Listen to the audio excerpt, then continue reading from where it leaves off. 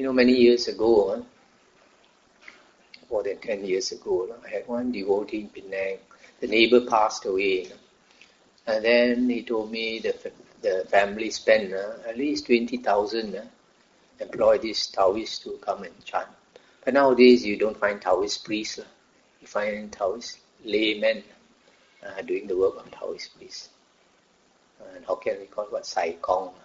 Cantonese is Lamolo. So I said this, they did a ceremony, 7 days of chanting.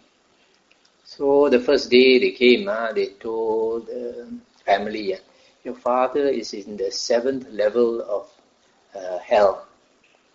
So they did one whole night of chanting. Tomorrow they told the family, he has come up to the 6th level already.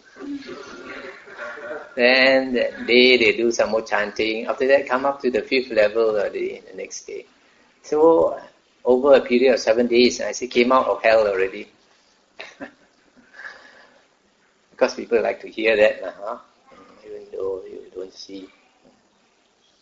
So from there, you see our Chinese monks also do something similar. Chao tu. Say it can help relative out of hell. This is not a Buddhist teaching.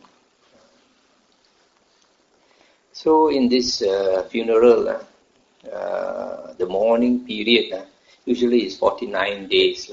Why 49 days? Because they believe that the soul takes 49 days to be reborn. So during this 49 days, it is wandering around, trying to find the path for rebirth. That's what they believe. So they think that by doing merit, it will help this relative to go for a good rebirth. And the first 7 days is the most important. But before I go further, I just say actually what is the Buddhist concept about this 49 days. Whether a person takes rebirth immediately after death or later. Now in original Buddhism, there are 5 places of rebirth. The 2 good ones is heaven and human. And the 3 below is the 3 woeful planes, the ghost, the animal and the hell realm. Okay. Now according to the earliest discourses of the Buddha, if a person is going to be reborn in hell, hell beings will come up and drag him down to hell. That means immediate. Cannot bargain with hell beings. They drag you down immediately. In fact, one of my supporters in Kampa told me that the father, just a few days before the father died, the father saw Ngao Tao Ma Min waiting for him at the door. So I don't know whether this Ngao Tao Ma Min came from Taoism. Probably, So, but there are such beings. What form they take, we don't know. But they actually come from hell, waiting to drag you down. So that is immediate rebirth in the... Now in the ghost realm, there are some devotees who tell me about their relative. See, there's one old man who told me the auntie, the temper was very bad, very, very nasty person. So 2 days before she died, when she was sleeping, the teeth came out, the Dracula teeth, 2 big Dracula teeth came out. And everybody could see, for 2 days. And then when she died, then the teeth disappeared. That means she had taken rebirth. So it looks like this. So this one, even before dying, already turned into a ghost. So it must be the rebirth is immediate once that person dies. So for the ghost also immediate. And then for the heavenly realm, some people who remember their past life, they said that when they died, the chariot from heaven came down. Heavenly chariot with horses. Horse cart came down to bring them to heaven. So it looks like heaven also immediate. But in the Buddha's teachings, If a person is going to be reborn in the human womb, to be reborn as a human, that person has to wait for condition. Two conditions. One is that the mother and father must come together, and the mother must be in the right season. Then only that person can go into the womb. So if that is the case, going to the womb must wait. Maybe for animals also the same. Should be. Animals also must wait for the parents to come together and then only can enter the womb.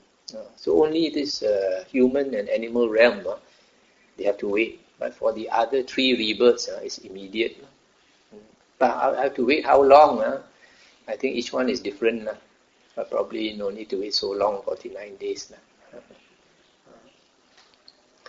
So that is about how long it takes to be reborn. Now, although the ceremony lasts 49 days, and this 49 days is actually for rich family if they can afford. But those who cannot afford will be shorter. No? Is it 7 days already 20,000? Not cheap. So how to 49 days? So normally they keep the corpse 3 nights, 3 days, or 5 days, or 7 days. Why? To my thinking, is because to make sure that person doesn't wake up. Yes or not? There have been cases, people dying already, and then suddenly waking up, after 2 days or something. But actually, according to our Buddhist teachings, we have a surer way of knowing whether that person is going to wake up or not. How? Because the Buddha says that when a person actually dies, 3 things stop. One is the life force, ki, vitality, stops. The second one is the consciousness. Consciousness is the last to go. Consciousness stops. The other one is body heat. This body heat is one thing we can determine. So if you feel the corpse cold already, sure won't wake up again. Confident. But it's still warm, I better wait after I wake up in the coffin. So that's the way to. And then Taoists believe on the 7th night the spirit will come back. Actually, very often it comes back. But if it comes back, you show signs. Either can hear the footsteps, or the door open by itself. You cannot see anybody. The window open. Sometimes the fridge also open. These things happen. But if he shows signs that he has come back, quite definitely has become a ghost. And why he wants you to know? Because now that person is suffering. The ghost family is suffering. That's why he wants you to know. And then they also say, because the spirit comes back, I have to be very careful. At night, I don't go near the coffin. Especially 11 p.m. until 2 or 3 a.m. Even if you cup you also, don't go. But somebody told me, he was actually called by his friends to go and help one lady. The boyfriend's father passed away. So we went to the house. So many people, they said, at night, don't come out 11 to 2 a.m. You want to go to the bathroom first, the toilet first. But a lot of people don't believe. So in the middle of the night, I come to you. So wanted to go to urine. So she went to the toilet. Came back, something entered her. Became possessed. Chong Tio Liao. And they had to go and call the Taoists to come and help. So this person who told me, he knows the Taoist master. Taoist master also called him to come along. So he said, 5 of them, they caught the girl. 5 of them also don't have the strength to hold her down. So strong. But finally, they put something on her, and slowly she come down. What do you call it? Fu. So, these things. Okay.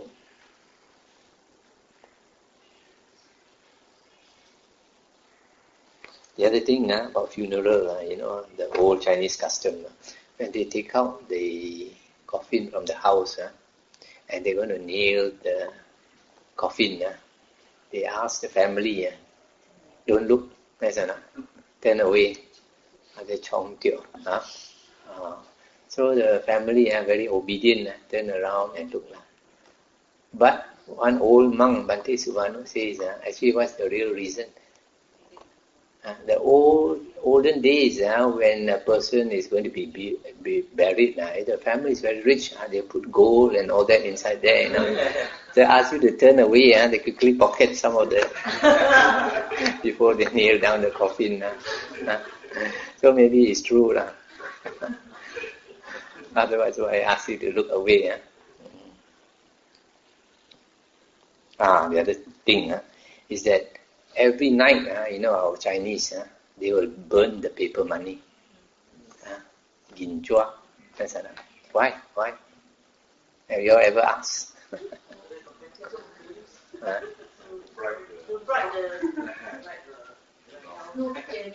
You see, they believe 49 days that dead spirit will be wandering around trying to find his way out for rebirth. So when he's wandering around, a lot of other spirits will come and kachao him, So they burn this paper money, hoping that all the paper money will go into the other world. Then the greedy spirits are all trying to pick up the paper money. They have no time to disturb your relative. And the relative can look for the good road to rebirth. So this is a funny belief. But nowadays, they not only burn the paper money, they burn so many other things, the house, car, everything. This, of course, to us, is Buddhist, it's no use. Even if you get the paper money, the other side, they don't use paper money. They burn the house also, they don't stay in the wooden house and the paper house.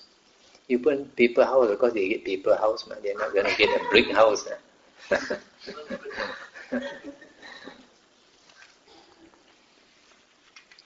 Now this chong, this pantang, that the spirit will enter you and all this, actually is quite true.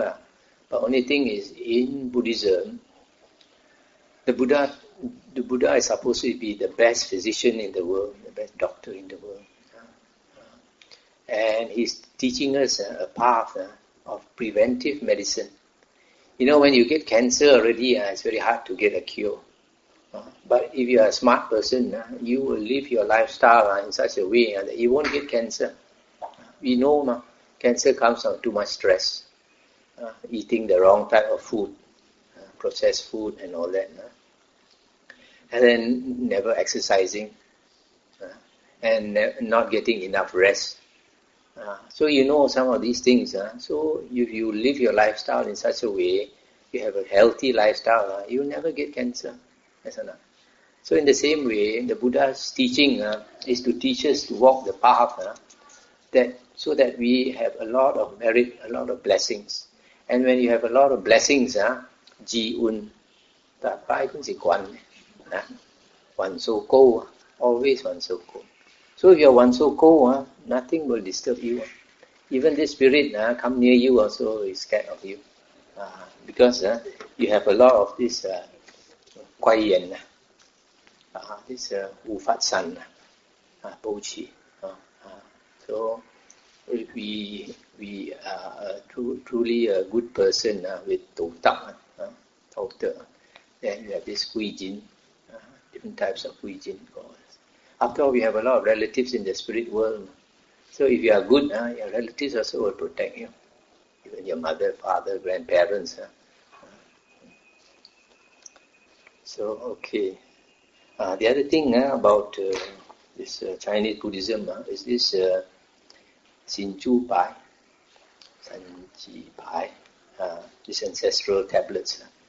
When from long time ago, Chinese like to pray to this. But nowadays, our Buddhists also, sometimes they don't keep it in the house, but then when the relative passes away, maybe they go and cremate, and then they take the ashes, put in the temple. Let's pay a lot of money, not cheap, for a small hole like that. to put the ashes, and then put the sanji pai there also. So this is not Buddhism. Why I want to keep the ashes for? Your relative already gone for rebirth. Not going to stay in that ash or in that sanji pai. Of course, in the olden days, people used to believe that all your ancestors will stay in the sanji pai and bless you and bless your house.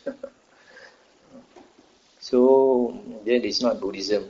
So what is the Buddhist way? Actually, in Buddhism, the Buddha said only 4 types of persons you should keep the ashes to venerate.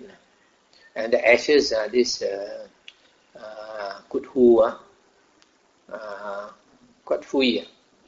This quat fui is actually selice. Selice is not some beautiful looking crystal, it's not. It's just this quat fui. One of our devotees, he went to India, then he went to New Delhi, the museum there, and he actually saw the sarira, the selice of the Buddha. And it's not small, beautiful looking beads. It's a bone, actual bone. So our Chinese have always talk about selice as though it's some small thing. Why? This is also because of history of Buddhism. If you have been a Mahayanist like me, I was a Mahayanist for 9 years, 3 years as a novice and a monk. You will learn that when Buddhism first came to China, those emperors, they did not believe in Buddhism. So according to the story, one of the early Buddhist monks, he wanted to convince the emperor how good Buddhism is. So he prayed to heaven for a sarira, a relic. So he prayed very hard for many days. Then one day, according to the story, the cup where he put, he heard cling. Selice is supposed to have fallen from heaven. So he was very happy. He took this sarira and went to show the emperor. He said, this is a real relic. So the emperor said, how do I know? Then he said, you take a hammer, you knock the sarira, it won't break. So according to the story, the emperor knocked with the hammer and never broke. So here people think sarira is something round and beautiful. It's not. So only four persons, their sarira, their quat fui is worthy of veneration. The first one is a Sammasambuddha, a Buddha who teaches the Dhamma to the world. The second one is a Pachika Buddha, a silent Buddha who doesn't teach the Dhamma to the world. Then the third one is Aryan disciples, first fruit, second fruit, third, fourth fruit. Sotapanna, Sakadagamin, Anagamin, and Arahant, 4 types of Arya. But then the last person is the real universal monarch, king who is so good that the whole world wants him to become the king. Such a person is very hard to find. So only these 4 types of persons, you take their remains after burning, then you venerate. Otherwise, other people, you just throw it away. So our Buddhist system is very simple. After burning, you can either scatter in your property, or scatter in the river, or scatter in the jungle, or in the sea. But if you want to bury, also can. So you don't need to waste a lot of money on coffin. After all, you see nowadays people buy very expensive coffin. But after you put it for cremation, all turn to dust. So you can do like in the Buddhist countries. You can just take plywood and knock the plywood together. Boleh pakai cukup. And some of them can do like the Muslims actually. They just wrap with white cloth only. In Buddha's time was like that. They just wrap the corpse. No need coffin also. So, okay.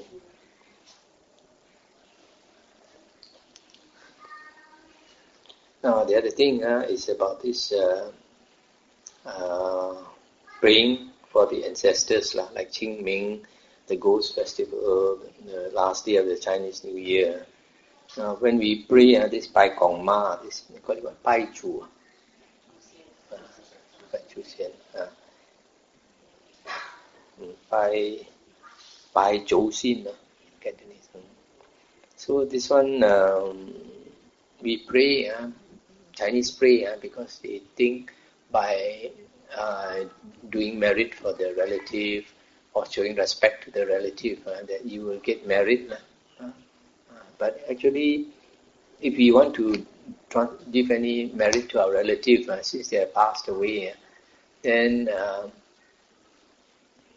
according to the Buddha, only if they are reborn as ghosts that you can help them.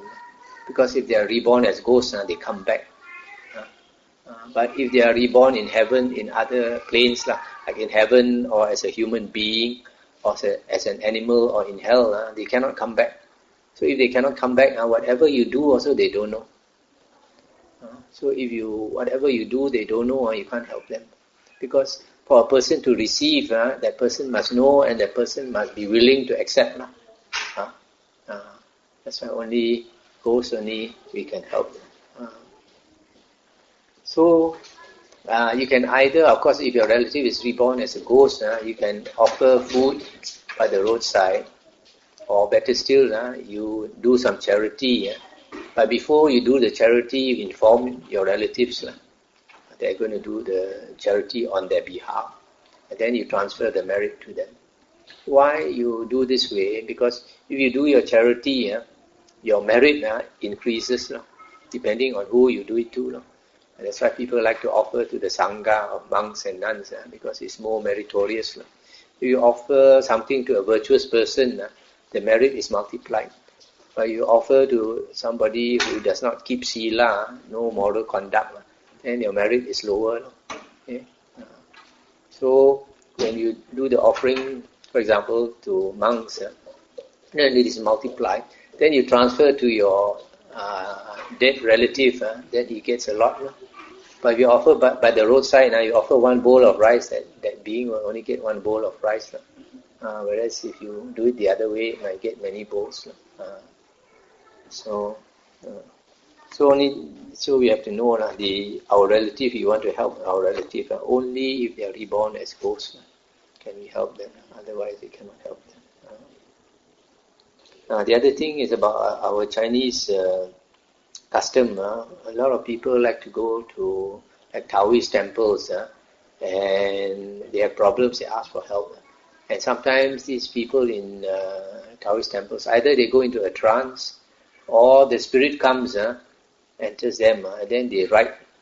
They use a wire, piece of wood.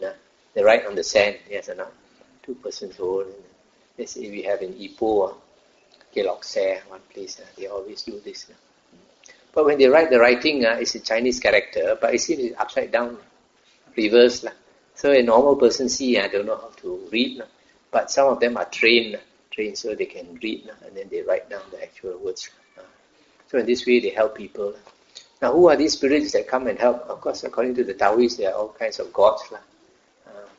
But to my belief, they are more likely to be ghosts. Because if they invite them to enter a human body, if they are a celestial being, a god, they are so happy in heaven. Why should they come into your body? Your body is so smelly to them. Just like pig come near us, we close our ear, our nose. So in the same way, our body is full of shit and urine and pus and all these things. But if we invite a ghost, the ghost will happily come into a human body because he thinks he can enjoy back human life form. So why they come? Because many of them are reborn into the ghost realm, and they they have remorse, that they have not done enough good deeds. That's why they are reborn in the ghost realm.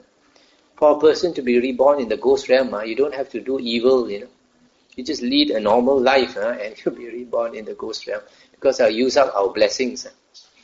Every day we enjoy Kentucky chicken, see Astro, go lay hang, all these we use our blessings. So by the time we pass away, our bank account in the red already. It's like now, economy very bad. Meltdown. So because they they have remorse, then they realize they need to do good deeds. So they want to help human beings. So sometimes there are some people, even though they don't want to become a medium and all that, some of the spirit purposely enter them. Yes or not? You all know many enter ordinary people. They try to resist, so they cannot. Then after that, they have to do this work to help people. It's actually the spirit wants to help, not that person wants to help. So the spirit helps, and he gets married. So one day is reborn out of the ghost realm. But sometimes even it's a deva that comes, it's a very low deva, very low type of deva. Okay, the other thing you find in Chinese Buddhist temples and Taoist temples is Kuan Yin. Kuan Yin came from India, and in India it was called Avalokit Iswara. Avalokit Iswara. The last word is Iswara, and Iswara means God. So it was actually an Indian god that crept into Buddhism, and this Indian god was a male god. That's why the earliest statues of Kuan Yin in China was a male with moustache and all that. And then our Chinese very smart. Even so long ago, they managed to do a sex change operation. 2,000 years ago, they could manage to do a sex change operation and turn Kuan Yin into a woman. So now you find people praying to Kuan Yin,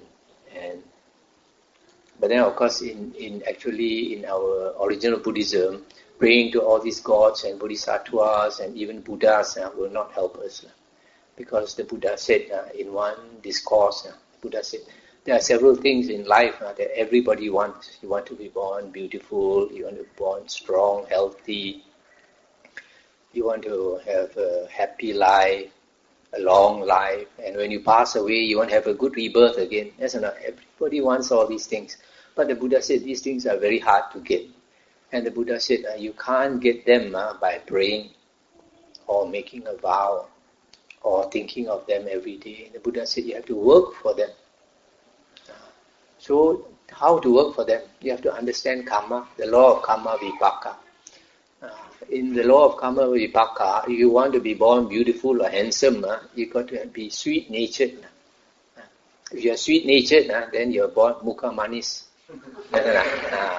But you are always sour face, very bad-tempered. People say anything, you get angry. When we get angry, we have a sour face, fierce face. So every day you behave like this, it's natural, you won't have a beautiful face. No? The other thing is, if you want to have a healthy body, you don't torture other beings. If we torture other beings, I know when I was young, my parents used to tell me stories. In those days they had slaves, man slave, woman slave, and they think it's my slave. I can do what I like with her, and they torture those slaves. So you make these other beings suffer, a body painful. Next time you come back with a painful body, not a healthy body, not a strong body. If you want to have long life, don't kill. If we kill, we make other beings have short life. It's only natural we have short life. Nowadays we see some babies born short time only, they have cancer. Where did that cancer come from? Don't blame God. So then if you want to have a good rebirth, depending where you want to be reborn. If you want to be reborn in heaven, you got to behave like a heavenly being. If your character is like a deva or a devi now, it's only natural. You'll be reborn as a deva or a devi. But you're what you call it, ngao ching. How to be born as a deva or a devi? Ngao ching, you become a ngao. So for us, we don't pray to any god. We help ourselves. That's why they say Buddhism is a do-it-yourself religion. The other thing, the other god we Chinese like to pray to is the Chai Sin, Choi San. Pray to all types of Choi San, hoping the money god. So in Buddhism, what is the money god? We also have Choi San, but our Choi San, the real Choi San, is Dana and Sila. Dana is charity, generosity, helping others. Eo loi chot loi, eo lek chot lek, as they say. Money, you give money. You have energy, you give energy. You have time, you give time. You have words, you give comforting words. So being good to all other beings, that is dana. And sila is moral conduct. When we keep sila, we don't harm other beings. So we keep whole yin, create good affinity with others. Next time you are reborn, people see you only mukha manis, people like you. So if you open a shop, people come pong chan, come and help your business. So this affinity is very, very important. That's why you find some people, they have good affinity with so many people. They rise up very fast. Last time in my university days, I had one friend. He was a great joker. Everybody liked him. He's very smart, always joking. Then he joined Exxon, ended up a CEO of Exxon, a few countries, Southeast Asia or something like that. So this affinity, it helps us a lot. So the way is this generosity and moral conduct. That way we can easily become wealthy. The other thing about rebirth as a deva, this behaving like a deva, this dana and sila, generosity and moral conduct is important. The other thing that is important to become a deva is meditation. Because we know devas and devis, they have great psychic power. One day the Buddha was meditating in a cave, and it was a very small cave, and 60 devas and devis came to visit him. But even though the cave was so small, and these devas and devis, their bodies are very big, very huge. The Buddha said they did not feel crowded in the cave, even though it was a very small cave. In fact, the Buddha said all 60 of them stood at the point of a needle, such a small point, and they did not feel cramped because of their psychic power. And then the Buddha said, you don't think that their psychic power they cultivated in heaven, The Buddha said all their psychic power was cultivated in the human lifetime, the human birth. So if we meditate, especially samatha meditation, we train our mind to focus. If our mind can focus, then the light wells up from within us. And that's why these devas and devis, they are called devas because they are bright, shining. So it helps a lot if you want to become a deva and devi by meditating. Now this our Chinese, this Taoist culture, they like to pray to all these gods. So much so that I don't know whether you all know. You go to certain old houses, the door got one face there. Even like you go to some Buddhist temples, the big door, they got a face there. Who is this face? Moon Sun. The door god. They believe that the door also has a god guarding the door.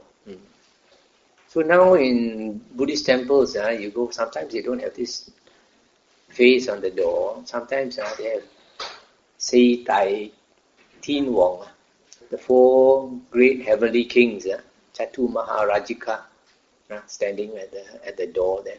You go, for example, to Cameron Highlands, the big temple in Brinchang. You enter the big door, only you see got 4 great heavenly kings. So this comes from Taoism, actually, praying to these door gods. And then in Taoism, they have all kinds of statues, these gods they pray to, and they offer food. So in Chinese Buddhism also, they offer the Buddha statue food every morning. They want Kong Yang Ching Ching. I used to do all this chanting. So, but then you offer this food to these statues. What's the point? They're not going to eat. The Buddha and even these devas, they have better food than us.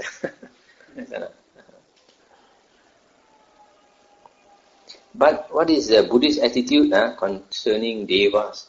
The Buddha said there are a lot of devas around us, spirits, devas and ghosts and all that. And the Buddha said whenever we stay in any place, especially a new place or a new house, we have to pay respect to the devas around there. Because the devas, they also have their penghulu, just like we have a village headman, they also have their chief. In Pali it's called Deva Raja. Sometimes we call Dato Kong,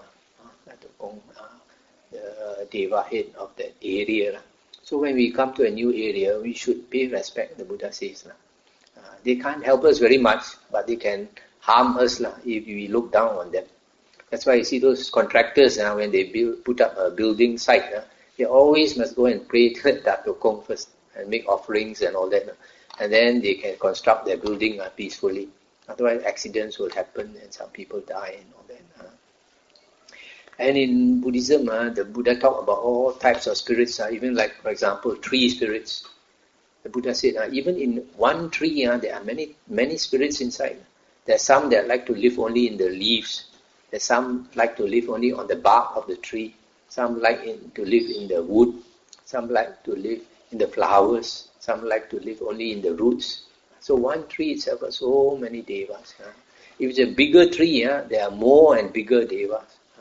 So we have to be very careful, If you want to chop down a tree also, you should pay respect to it and give notice. Say in 3 days' time, I have to chop down this tree. If there's any devas here, devis, please find another tree. Pun ok. So you're just saying like that, at least you show respect, and then you come to no harm. But I've heard many stories of people, for example, their house, they have an old mango tree. When it's old, no more bearing fruit, and looking ugly, they go and get people to chop it down. And after that, sometimes they have accident, sometimes they fall sick. Many cases. And the worst case I heard now was one lady, she became deranged. Qi Xin. So we have to be very careful, all these spirits around us. Don't offend them. And then praying to statues, it seems the first 300 or 500 years after the Buddha's passing away, the Buddhists never prayed to any statues. It's only later when people don't really understand the Dhamma, and they put up statues and they worship them. So this worshipping of statues is not necessary. It's something that was added later. And then in the old days, these Taoists, when they put up a statue of a god, they like to hoi ngan, opening the third eye. Hoi kong. So how they do this? They go and slaughter some animal and put the blood on the statue. Actually, why they do this? I suspect because they invite some spirit into that statue. And then now it has come into Chinese Buddhism. They also do this, but just a ceremony. The Buddhist monks from far, they will take the pen or something and do something, mark the eye like that. So all this didn't come from it. And just like Taoists practice as physicians, sometimes our Buddhist monks also practice as physicians, which is not allowed according to the disciplinary rules of the Buddha. Now, the other thing, just now I said in the Chinese culture, the family is very important. So among the Chinese monks and nuns, they also consider themselves like the Sangha is one family. So their name, like formerly I was a Mahayana monk. My Mahayana monk name was Kai Fa Fa Se. So if I write my name, Se Kai Fa. What is that Se? The Se is a Se Chia Moni Sakya. So they like claim themselves to be members of the Sakyan clan, Sakyan family. They have this. So the Kai is also like a family. All my Sushiati, all my Dhamma brothers, all also will be Kai. Kai Chao, Kai Yong, Kai this, Kai that. So this is the tradition. And then also we call the master Sifu as another. Sifu. And then the master's master is called Su Kong. And then the Dhamma brothers Su Hiati. That's another. All this is just like a family. It also came from our Chinese culture.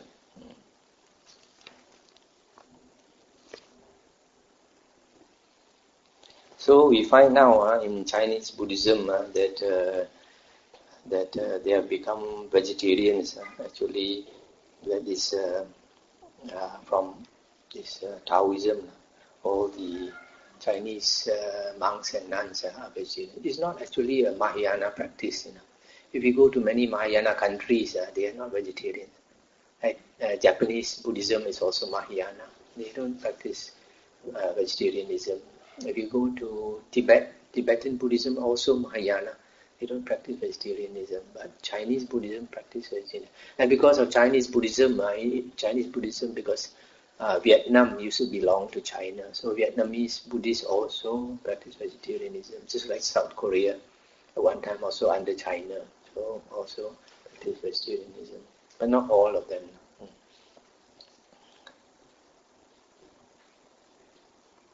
So lastly, I'd like to say is that now we find Chinese Buddhism, the monks and nuns have degenerated and become very similar to Taoist priests. And they spend a lot of time doing ceremonies and chanting and all that. Those few monks and nuns who really want to practice, they don't want to do all this pathway, all this ceremony. Instead, they live in isolated areas and they plant their own vegetables and all that, and they practice meditation. And this deterioration of Chinese Buddhism is quite natural. It's not only in Chinese Buddhism. You find it in many religions. For example, in the Buddhist discourses, the Buddha's discourses, he always said that the Brahmins originally were cultivators, were ascetics. Brahmins, their caste, at one time or other, the man must renounce and go and become a monk and beg for his food and all this. Sometimes it is after that person is married. Sometimes before that person is married, that person becomes a monk. So in those days, when they practiced as monks, they meditated until many of them got psychic power. So when they had psychic power, they could communicate with the devas, the gods. So I believe from there, they learned a lot of mantras. Mantras are words with no meaning. We have a lot of mantras in Tibetan Buddhism, in Mahayana Buddhism also. And these mantras are very powerful words. In fact, they can do things similar to psychic power, like walking through the wall and make themselves invisible. This person by the name is Chinese called Long Su Pusa, one of the monks who started Mahayana Buddhism. His Pali name is Nagarjuna. He mentioned in his biography, in his younger days, he was not a Buddhist. And he and his friends learned some mantra where after chanting, they made themselves invisible. And then they go into the king's harem and then seduce the king's wives. So one day the king got furious. He asked his Brahmin, got advice what to do. So he told his soldiers to stand guard. Next time when the wives scream, they go in with their swords and slash everywhere. So his 4 friends, he and his 3 friends, went to the harem and did the same thing. And the guards came and slashed, and his 3 friends died. So he was so afraid, he prayed for his life. He vowed that he came out alive, that he would change his person. So he managed to run out, and then after that he became a Buddhist monk, and then he changed his ways. So you see, these mantras are very powerful things. So after the Brahmins learned the mantras, they kept it as a secret. Only their own clansmen, only Brahmins they teach. They don't teach other people. So because these Brahmins had these mantras, the king employed them as advisors, as protectors. And because the mantras were very powerful, the king was very happy and rewarded them with land, money, cattle, wives, slaves, everything. So from there, they stopped becoming ascetics and became like priests like that, doing all the ceremony and all these things. So the Buddha used to sometimes scold them. He say, compared to the old Brahmins, there are no more Brahmins and all this. So they deteriorated. So you find also in Christianity, Jesus Christ was a great meditator. In the Bible, you find that Jesus went to the desert and meditated for 40 days and 40 nights. Must be without food. Until he probably was near to enlightenment or what. Mara could not sit still. Mara, Satan, had to come and disturb him. So, but you find nowadays, the Christian priests and the pastors, their lifestyle is completely different from Jesus Christ, isn't it? So it's natural that sometimes the founder of religion is an ascetic, a recluse. Then years later, a few hundred years later, the disciples degenerate. So even with Hinduism also, nowadays you find a lot of Hindu priests only do ceremonies, only blessings and all that. So with Buddhism, luckily, because the Buddha's teachings on the suttas and the Vinaya is very clear, explain the holy life so clearly that we still have a chance that if we are sincere, we want to practice, we can still follow the Buddha's way up to now. But unfortunately, a lot of monks, they don't follow the Buddha's lifestyle. And just like the Buddha gave a warning that in the future, monks and nuns will live in the cities and the towns and behave like lay people and all that. Now this is happening. Find some monks and nuns driving Mercedes-Benz, buying shares, owning a lot of property.